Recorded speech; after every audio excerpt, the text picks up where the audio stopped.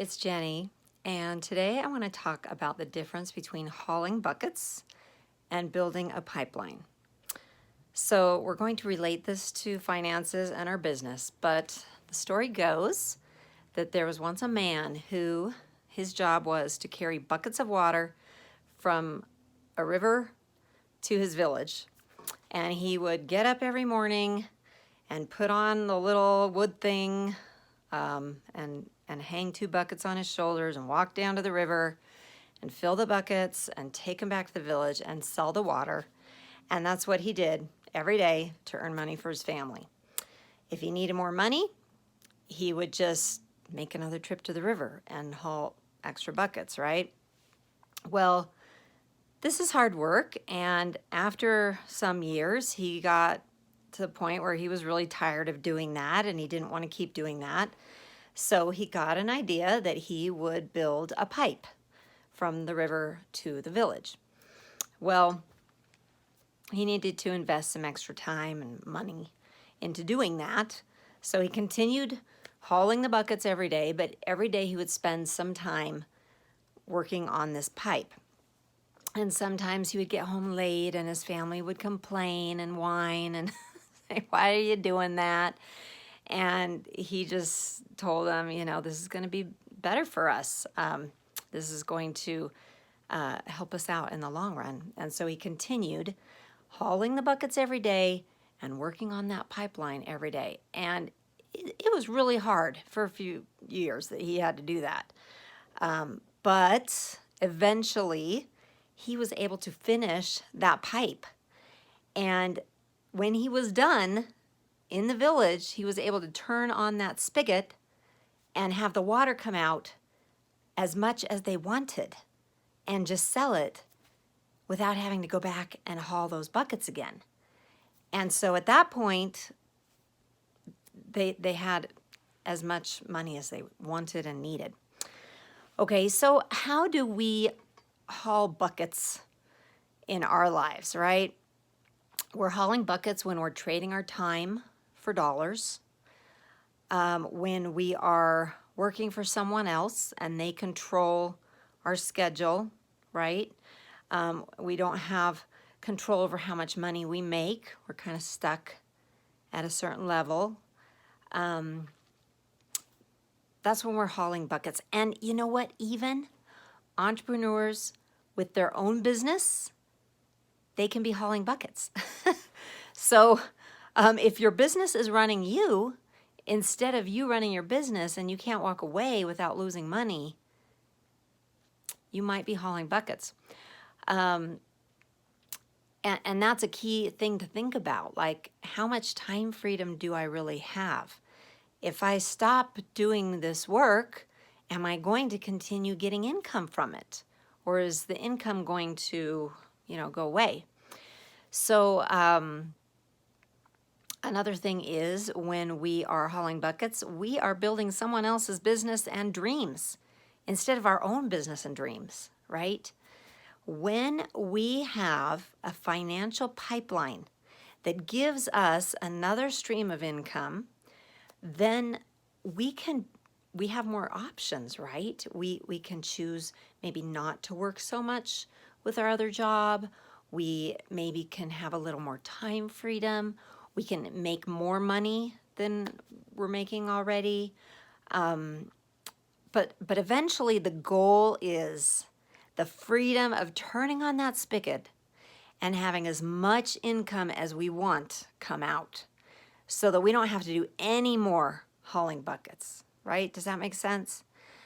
That is when we obtain true financial freedom, time freedom. We're building our own dreams, our own lifestyle. We're doing the things that we want to do. So, and we keep getting paid even if we maybe stop working, right? I mean, I guess if we have the spigot, we turn it on, but but mostly we're getting that recurring income, and that's such a huge blessing. So think about where you're at and think about what areas of your life are you hauling buckets? Are you doing something that you don't really enjoy, that you're having to do it because you need the money or whatever? That's the analogy. So building a pipeline, first we need to pick, right, an opportunity, an avenue, something, a business that we can start to build either on the side or really start investing, some time into it. For people who are already influencers, it might not take as much time as the rest of us. Sometimes you can build that pipeline really fast if you already have a following on social media or an email list or something like that, or if you just are well connected in your community with a lot of people. So it doesn't always have to take years. It can just take months, depending on how much you put into it, how, if you work hard. It doesn't always take hard work, though. It can be influence instead. So, there's some options. It also depends on the opportunity that you pick. How good is that opportunity? How well do they pay compared to other, businesses that you can build? When I was looking at different businesses, a lot of times they kind of just fell into my lap. And I did not even think about looking at the compensation plan or the track record or anything like that. And as a result, I got burned a few times. I put some effort in and pretty much lost it. So you want to look at the different factors. Look at what is the track record? How long has this company been around? What's the culture? Is it a positive culture or is it like cutthroat competition? Those are factors to consider. What does the compensation look like? Do they pay more on the front end or on the back end? One thing that I know about compensation plans, for example, with network marketing, is a lot of network marketing companies pay you a percentage, a commission for the people that you sign up, right? With like a wholesale account or a membership or whatever. And the first few people you sign up, they pay you a little more. So it's like 7% maybe. That's an industry average. On the first sale, it might be 20% for the first month or two on whatever they buy. But then it goes down to this smaller percentage on the unilevel. A lot of network marketing companies or MLMs have a unilevel compensation plan, and at the top it goes in levels, right? That's why it's called unilevel. And the top level, they'll pay maybe 7%.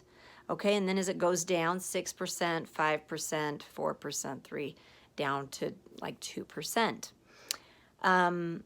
So one thing to consider is that when you're building a network marketing business, you sign up a few, and usually you end up signing more on the lower levels, right? Because your people are signing up their people, and then on the 5th, 6th, 7th level, you have a lot more people. You have a lot more volume, right? So if that company only pays like 2% down here, where you have the most people, maybe it might not be that much money down the road.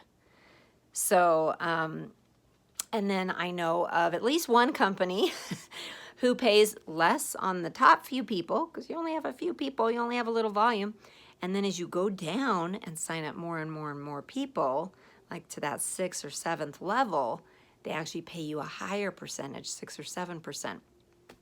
So I didn't really know any of that stuff when I started with network marketing. I kind of wish I had.